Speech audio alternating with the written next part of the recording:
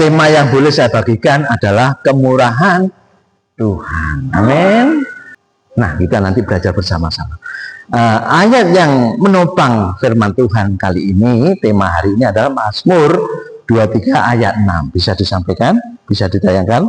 Kebajikan dan kemurahan belaka akan mengikuti aku, kata Daud. Seumur hidupku dan aku akan diam dalam rumah Tuhan sepanjang masa. Amin.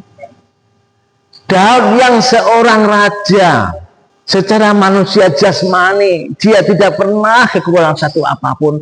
Dia yang sangat berlimpah, Bapak Ibu ya. Apa yang tidak dipunyai oleh seorang raja pada zamannya.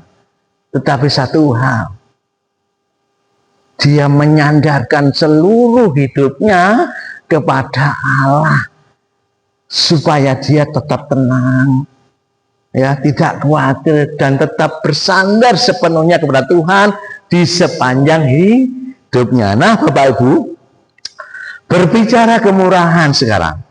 Kemurahan Tuhan adalah anugerah yang tidak ternilai bagi semua makhluk ciptaannya, termasuk bagi kita anak-anak Allah.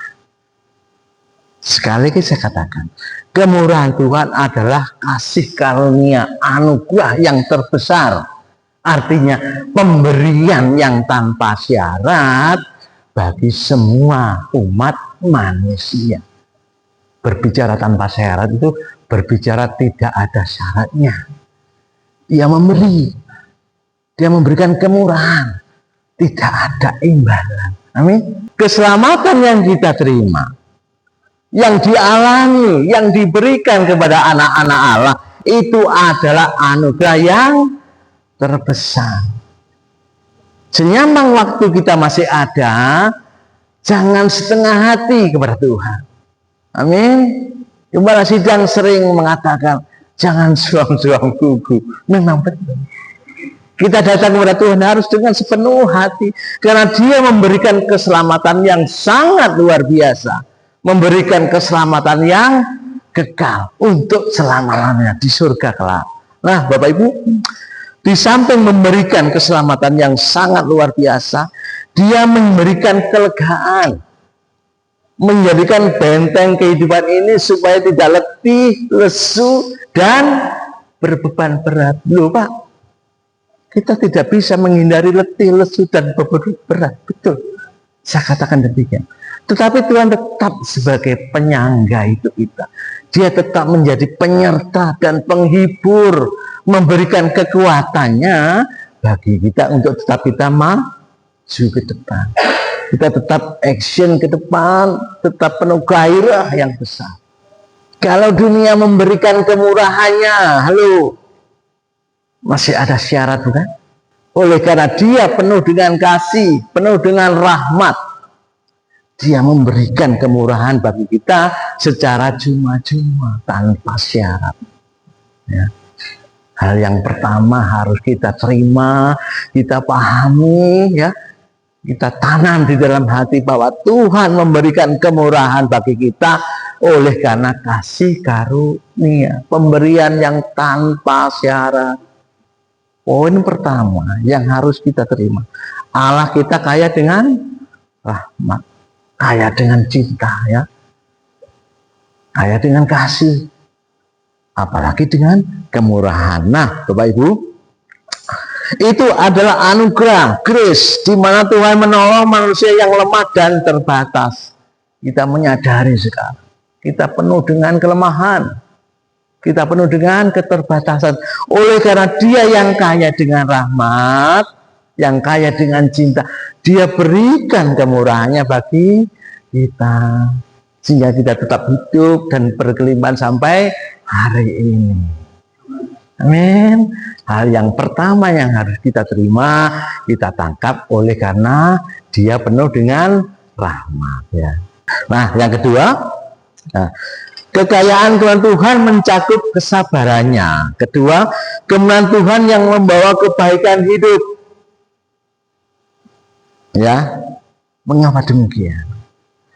Tuhan memberikan kemurahan hatinya juga untuk mengajarkan bagi kita melakukan apa yang namanya kebaikan hidup. Mengapa? Oleh karena berasal dari kemurahan Allah, kita diajarkan oleh Dia untuk melakukan kebaikan hidup.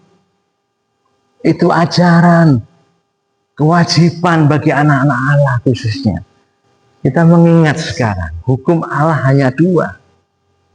Pertama, kasihilah Allahmu dengan segenap hatimu, dengan segenap akal budimu, dengan segenap kekuatanmu.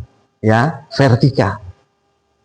Tapi jangan lupa, secara horizontal, kasihilah sesama manusia,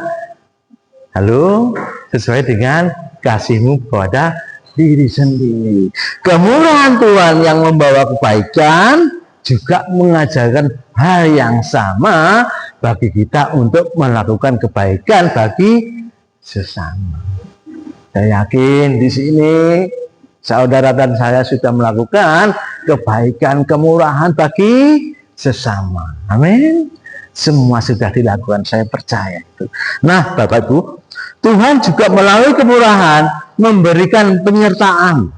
Tuhan adalah benteng dan terang dalam situasi tergelap hidup kita. Oleh karena kemurahan Tuhan yang diberikan kepada kita, Dia memberikan terang di dalam kehidupan ini. Di saat ada pergumulan berat, kesukaran yang terus menerus, tidak ada jalan keluar, gelap rasanya hidup, Tuhan memberikan, Dia menjadikan dirinya menjadi terang yang hidup dalam segala situasi yang kita alami.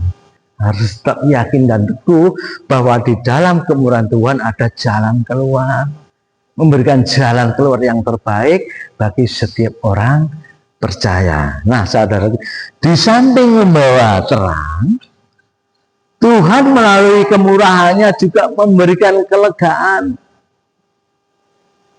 Orang hidup, orang percaya harus memerlukan kelegaan hati. Mengapa? Supaya dalam hidupnya dipenuhi dengan damai sejahtera. Tanpa kemurahan kelegaan yang dari Tuhan, sukar bagi kita untuk mengalami hidup yang damai sejahtera. Tuhan juga melalui kemurahan memberikan keberhasilan. Jangan lupa, semua pencapaian dan berkat adalah karena campur tangan Tuhan, bukan semata-mata usaha manusia. Manusia tetap berusaha, rajin bekerja, amin, melakukan bagiannya kita sendiri. Tuhan juga melakukan bagiannya sendiri, amin. Dia memberikan keberhasilan, bukan semata-mata campur tangan setiap kita manusia. Oleh karena campur tangan di Tuhan, segala sesuatunya dibuat berhasil. Amin. Nah, sekarang poin yang terakhir, yang ketiga. Bagaimana tujuan dan respon atas kemurahan Tuhan? Ya. Pertama, setiap kemurahan Tuhan yang kita terima, yang dialami oleh orang percaya, itu menghantarkan kita kepada pertobatan. Kemurahan Tuhan diberikan agar kita menghargai kasih-Nya dan hidup dalam pertobatan, bukan menyalahgunakannya untuk hidup sesuka hati. Dalam hal apa yang namanya pertobatan, kita tidak bisa, Bapak Ibu Saudara, kita tidak diajarkan hidup sesuka hati. Harus seturut setia dengan kehendak firman Tuhan yang selalu melandasi setiap hidup orang percaya. Harus menuntun kita selalu dalam pertobatan. Nah, mengucap syukur sekarang, di dalam segala hal yang kita lewati, tetap kita harus mengucap syukur. Pertama, kita bertobat oleh karena kemurahan Allah. Yang kedua, kita tetap mengucap syukur. Sukar ya? Halo? Sukar? No, tidak. Sepanjang kita taat kepada Allah, setia kepada Dia, kita tetap akan mampu mengucap syukur. Mengakui bahwa setiap helai napas yang kita alami, kita terima dan langka adalah karena kemurahannya. Selalu bersyukur setiap hari, dan jadilah perpanjangan tangan kemurahannya bagi orang lain. Nah, nats yang terakhir, Injil Matius, ini Injil yang sangat luar biasa. Pasal 5 ayat 7, mari kita baca bersama-sama. Berbahagialah orang yang murah hatinya, karena mereka akan beroleh. Amin. Yesus dalam Injil Matius 5 ayat 7 mengajarkan kita harus menabur kemurahan, harus bermurah hati. Bagi mereka yang bermurah hati, Yesus menjanjikan mereka akan beroleh apa? Kemurahan.